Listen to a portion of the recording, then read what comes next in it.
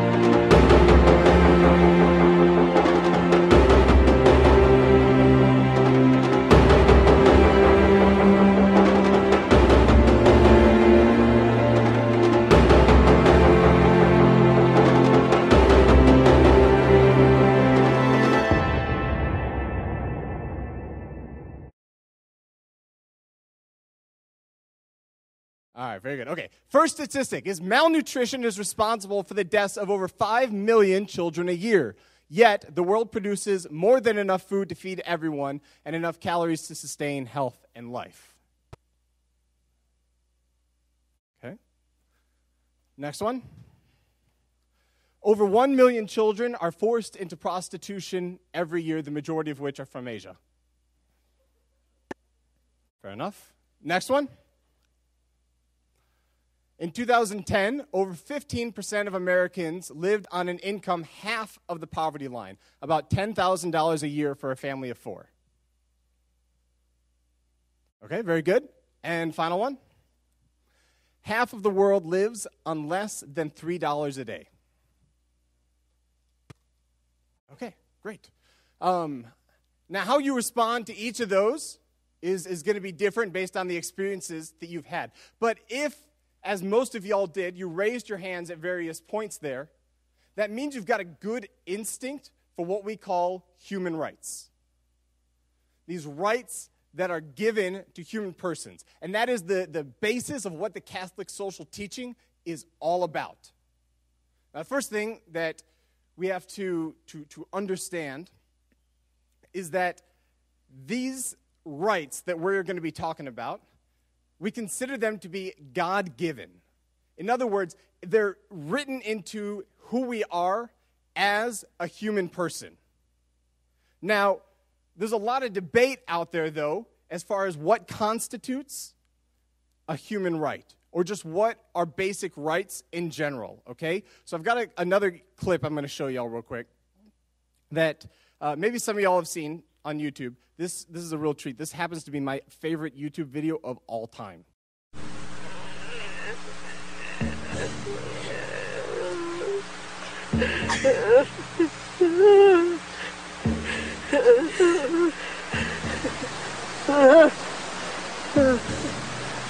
Deep in the woods of North Carolina, an extremist eco group called Earth First bewails the violation of American nature. I want to mourn the loss of all the old growth trees I've seen, and tell them that we love them and that we don't don't want them to die. That there are some people here who do care. So I want you to know that, trees. That we care.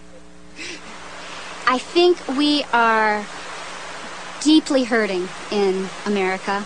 I think we are deeply craving answers. I think that we've lost our identity as we have evolved into technology and into industrialized society. Bring me to this cathedral. Bring me to those guys. Bring me to this rock that has the most incredible life. That makes me feel alive. I've looked at clear cuts and burnt forest, and I've felt outraged, but I didn't scream and I didn't cry. And I need to.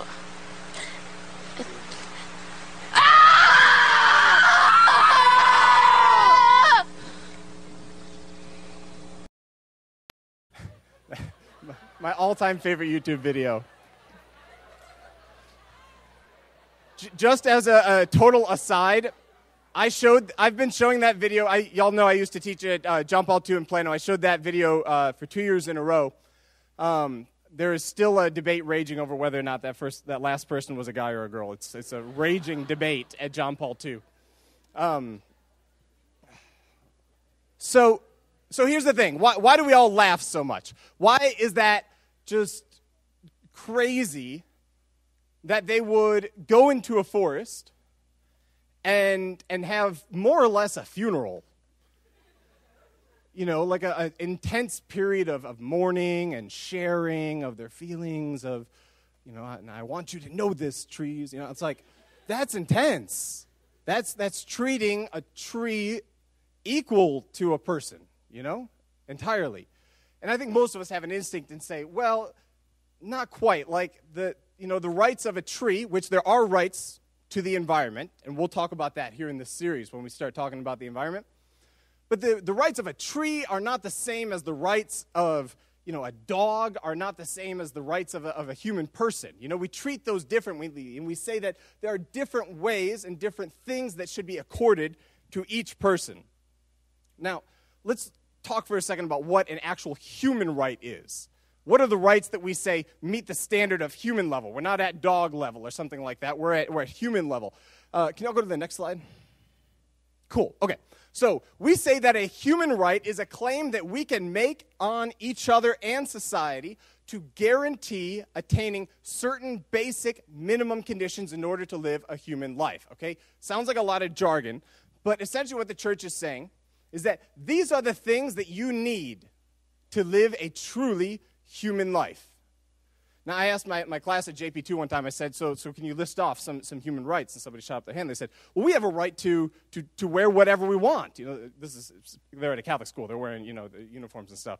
So, well, I will grant that in certain instances that may be a right, but it's not a human right. It's not the same level that we're talking about when we talk about human rights, okay? So we're going to be breaking open over the next 4 weeks. What are these things, these basic minimum things that each and every person needs to be afforded? But stop and think about what we mean when we say a right. This is something that you must have in order to live a full human life. Now, what is important in recognizing this is that for each and every human right, there is a corresponding duty. In other words, for every single thing that we're going to say, that is a human right. Just because you're human, you need to be treated, you deserve to be treated this way. We're saying that thus, the people around you have a duty to make sure that that right is upheld. Stop and think about it for a second. If, like, this isn't at the level of human right, but maybe, like, in your families, you have a tradition of, like, when you're sharing, like at maybe a dinner or something like that, everyone's telling about their day, you say each and every person is going to be treated equally. That every person will get a chance to say, it's not like, you know, Timmy at the end of the table, like, shut up, Timmy. Like, no. Each and every person gets to have their say, and they get to be treated with respect. So what we're saying there is that thus the other people at the table, they have a duty, an obligation to treat him with respect. That's his right. It is our duty to meet his right.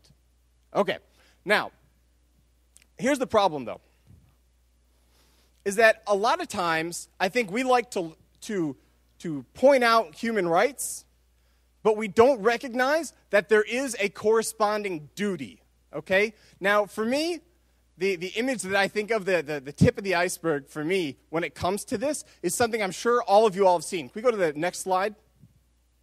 All right, I'm sure all of you all have seen these bracelets, the I Heart Boobies bracelets. Now, I hate these bracelets, okay? Now, hold up. I don't hate these bracelets because they say boobies. I think that's fine, whatever. You wanna say something that's kind of irreverent to get people talking? Cool, go ahead, I'm all for it. Why I hate these bracelets is because guys wear them for absolutely no reason. Ask a guy who's wearing them, like, well, because I hate breast cancer. That's why I'm wearing it. I don't like breast cancer. Well, congratulations. Are you going to wear a bracelet that says I'm against, rush hour traffic too? Like, what are you actually doing? Saying that you are against cancer means nothing to me. We're all against cancer. What are you doing about it? That's where the Catholic social teaching hits the ground. To say, yes, there are rights. Yes, cancer sucks. Great. What are you doing about it? If you're going to say people have a right to a more full life than that, then you have a corresponding duty. What are those guys that are wearing those bracelets actually doing to help find a cure or make these people's lives better that are suffering through breast cancer? Okay, that's what we're going to be talking about over the next couple of weeks. And I want you to know that this is an essential part of our faith. This Catholic social teaching stuff, it's big.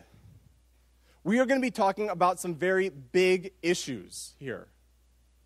And it's worth asking, like, immigration, really? Like, we're going to be talking about that here in church? Isn't there a separation of church and state and all that kind of stuff? There is. But it's important to know what that means. Because we are going to be talking about some stuff where you hear politicians talking about them. You don't normally hear it talked about at youth group or anything like that. I think I got one more slide. Is that right? Okay. When we talk about separation of church and state, what we mean by that is that at a basic level, the state, the government's job, its only job, is to uphold and protect the rights of its citizens. That is its job. Stop and think about it. What do the police do? They if your house is being broke into or something or whatever, they come and they stop it when your rights are being infringed upon.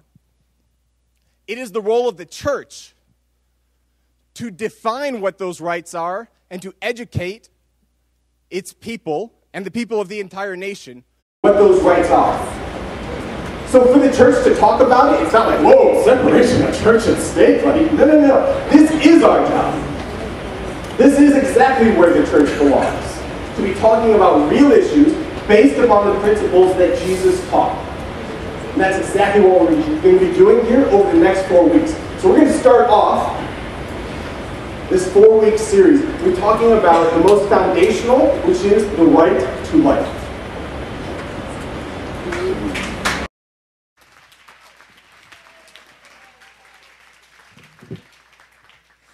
All right, so here we go. We're talking about rights and we're talking about duties, right? And we're talking about human rights. And so what did Pat tell us is the most foundational right that we can have as human beings? Life, right? Life. It is the right to life, which all other rights are based upon, right? How can we worry about other rights if we don't first have a right to be alive? But unfortunately in our country, the right to life is not something that can be taken for granted. When it's legal in our country for abortion. You guys know that since 1973, when abortion became legal, there have been over 53 million babies that have been killed through abortion. Right? Let that sink in. In 40 years, 53 million. That's over twice the entire population of Texas.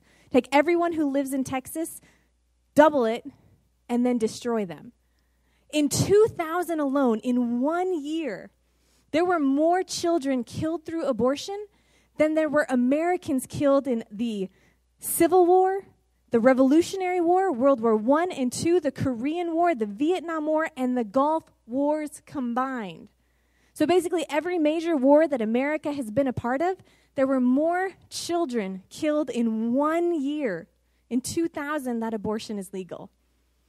Now, I know we talk about abortion a lot, and maybe we hear about it a lot, but I think sometimes we just get a little too comfortable with this is just the way it is in America. And we need to let ourselves be shocked. Like Pat started with some of those statistics. Shocking, right? We need to let ourselves again be shocked that this is legal in our country. And so what we're going to do is we're going to talk about from the arguments of reason, why do we know? Why do we know that the right to life is the most fundamental of all rights? And how do we answer some of these questions in an articulate way? All right?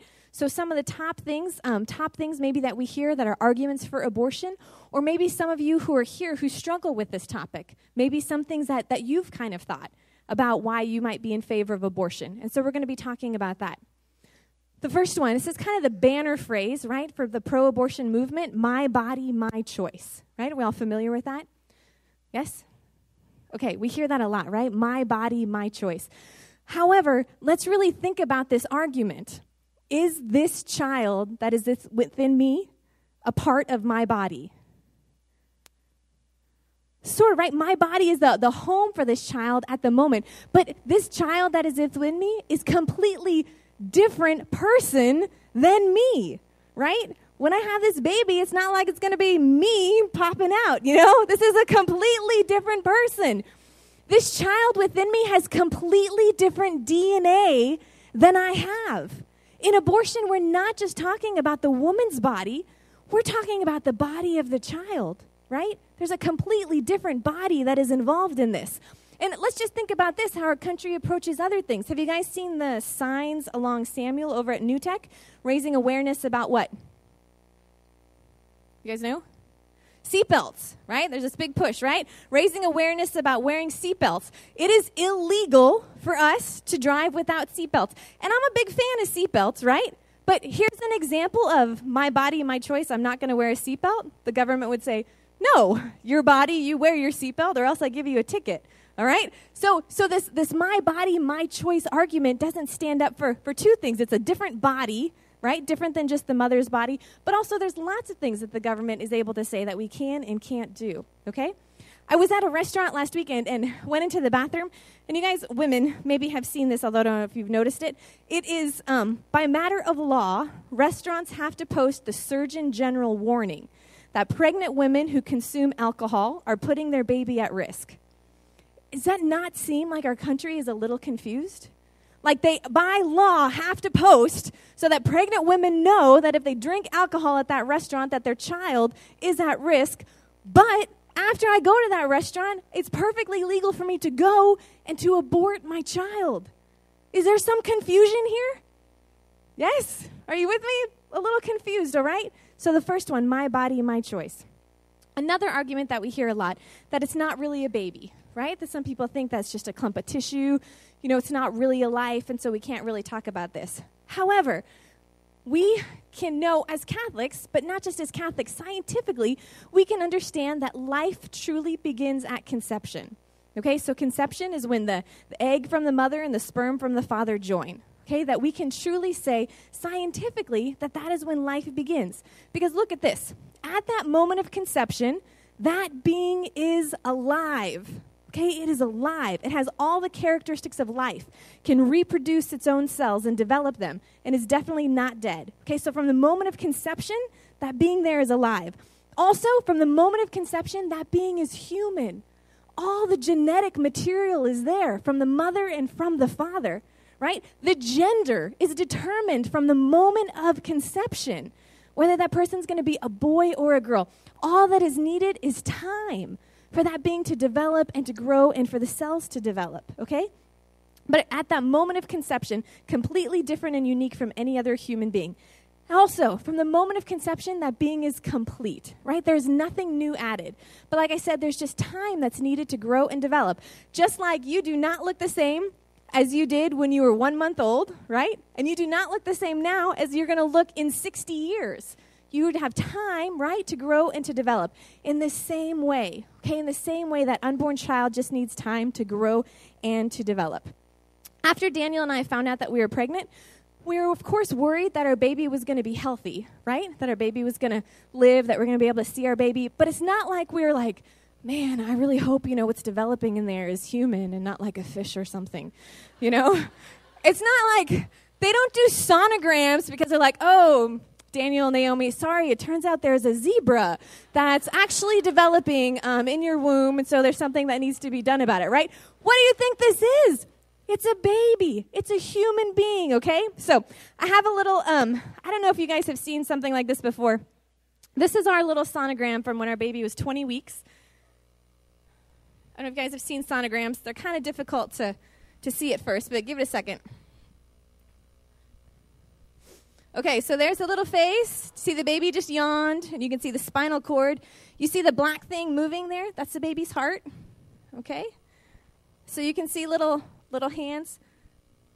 So the baby's kind of moving around there. It's because the ultrasound tech is like prodding him. Leave me alone. Okay, so you see the little nose, the little lips. It's that little baby. Moving his little lips there, or her. We don't know if it's a boy or a girl. Okay, and here you can see little fingers and toes. You see little hands. So kind of rubbing their face. Right? Kicking, you can see the knees, right, moving around.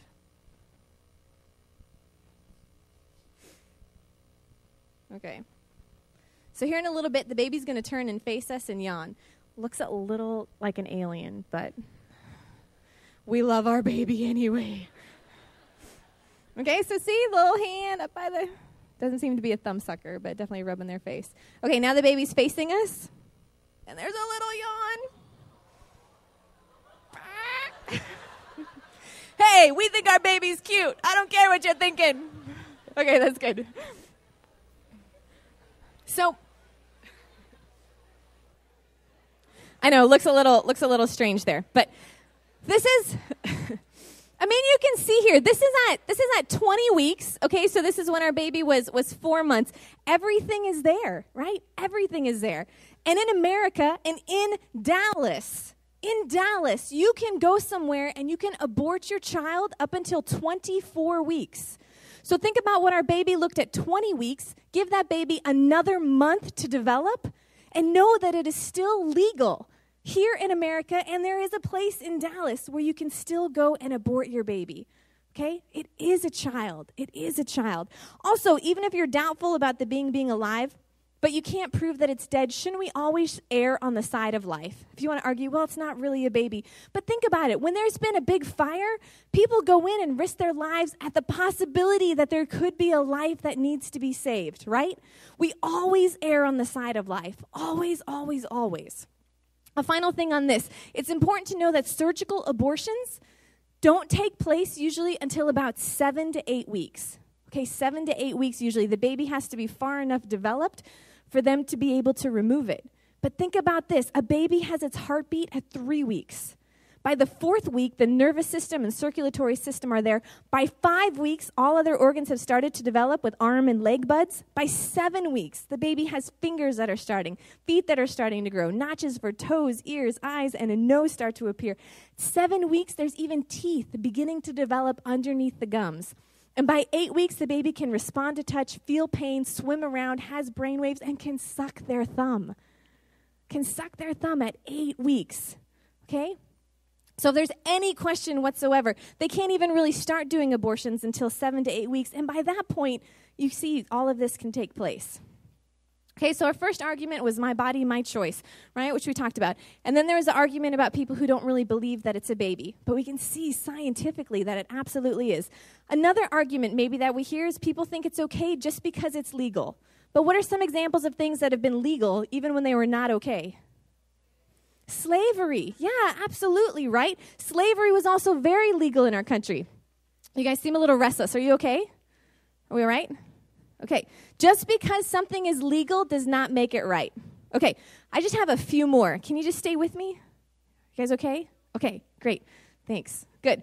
Now, some argue that if it becomes illegal, it will still take place, but will be unsafe. Have any of you heard that one? Okay, it's important to know that at Roe v. Wade, the court case that made abortion legal, they have admitted that they forged the statistics about how many women had been dying in illegal abortions. Okay, it's not true, and there's so many women who die from what people want to tell us are safe and legal abortions today. But even if it might continue in a few cases, it does not mean it should still be legal. Okay, that's not a good argument. Other people will say that you can't legislate morality, right? That morals should not be a matter of law. But like Pat just talked to us about, the state has a duty to protect and uphold the rights of the individuals. And there's lots of things that we legislate as far as being right or wrong, right? Slavery, rape, murder, drunk driving, child abuse, right? The law says very clearly these things are wrong. And so there's no reason that we can't say the same with abortion. Some people also believe that there should be exceptions for rape, incest, or if the life of the mother is in danger. Okay, and those are incredibly, incredibly difficult circumstances. Absolutely difficult circumstances. But killing an innocent human being is never justified. And it's important to know that there have been studies done and that women who have been victims of rape or of incest and have conceived a child, but then they go and they have an abortion, the woman ends up in severe depression and counseling a lot of times because she, who was a victim of unjust violence, she was innocent, right, against this act of violence that was done to her, but she now has turned around and been a part of violence against another innocent person, right, that her baby is innocent. And so she ends up in counseling for the abortion almost more even than the rape or the incest because she now has been a perpetrator of violence against someone else who is innocent. Statistics show when they talk about why people have abortions that in the reason for abortion, 4% of all abortions in America are because there's concerns about the baby's health. 3% are concerns of the mother's health. 0.1% because of rape or incest. So that's only 7.1% of all abortions. And there's many, many stories where the mom was told that she would not survive if she had the child, but heroically she did, and she and the baby are both okay. Or in those really difficult circumstances, mothers who have given their life for their child. You guys familiar with St. Gianna? Right? St. Gianna, she's a canonized saint of the church because she did not undergo some medical treatment that would have jeopardized her baby. And so she was able to give birth to her baby, but then she died because of that. So difficult cases, but still not reasons for abortion to be legal here in America. Some people also say better an aborted baby than an unwanted baby. I don't know if you've ever heard that. Like we saw here from Pat's slide earlier, you know, these myths of overpopulation, that there really is enough resources to feed everyone. What are we talking about? An unwanted baby. Like, I don't know about you guys, but I know so many couples who have been unable to conceive a child and they want to adopt so much. But do you know how hard it is to adopt, especially in America? Because there are no babies being given up for adoption. Okay, there are no babies that are being up for adoption because they're being aborted. Mother Teresa, she said, it's a poverty to decide a child must die so you can live as you wish. She would say, give me your babies. You know, there's no such thing as an unwanted child. She would say, I would take them all, right? And then finally, I think a really big one that a lot of us struggle with is where we personally are opposed to abortion, but maybe we don't feel like we could tell other people what to do. Okay, I think that's a really common one. You know, I would never do it, and I don't believe in it, but I can't really tell someone else to do. But how often do we tell other people things they need to do because we care about them? You know, or if a mother was to hurt her 3-month-old baby, like we would speak up, right? We would definitely say something.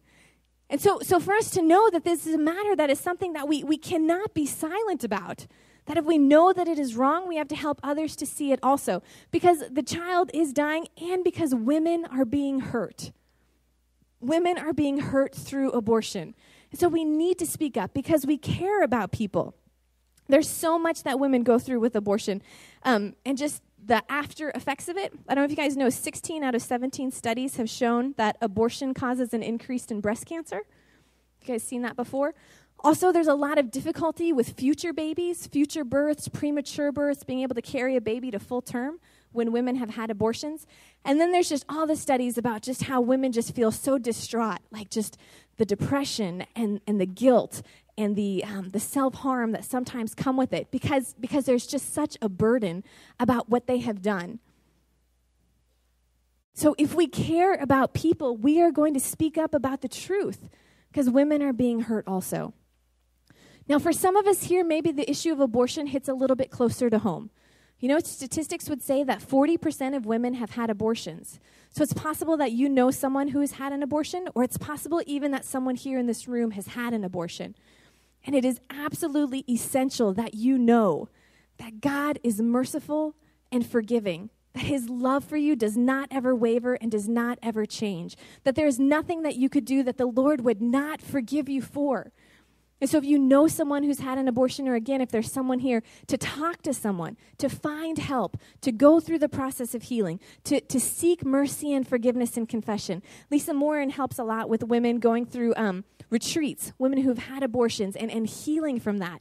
So please, please know that if there's someone you know or someone here, that there is love and mercy and forgiveness and healing and help, because it's painful. It's a very, very painful thing for women to go through. And so to know about that.